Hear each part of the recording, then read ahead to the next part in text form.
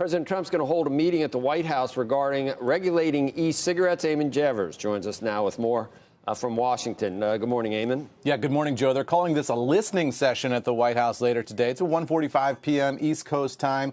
A lot of the top stakeholders in this vaping debate are going to be meeting with the president to discuss what to do about vaping, particularly teenage and youth vaping. The White House, you remember, proposed a ban on flavored e-cigarettes back in September.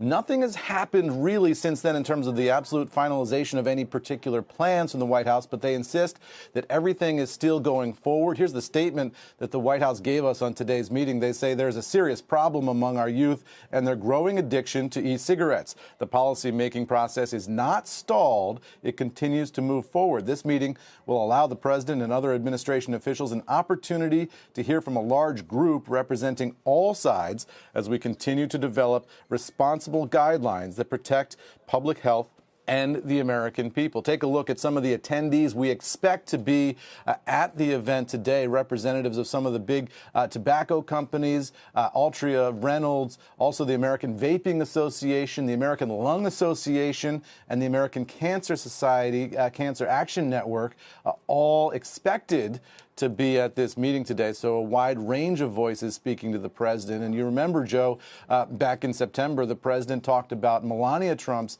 interest in this issue because of their son, Barron. The president said that Melania was particularly focused on this issue because of the rise of teen vaping. But the politics of this are really unsettled. Vaping is so new. It's not like tobacco or other things where we know exactly where the politics shake out. There could be some political damage here for the president because vaping may be popular among his base. So there might be some people in and around the White House who are watching the political ramifications of this as well as the public health ramifications, guys. Yeah, I know that was the narrative when the backtracking started, that in Trump country there's a lot of vapors, I guess. I don't know. Yeah. Smokers, vapors.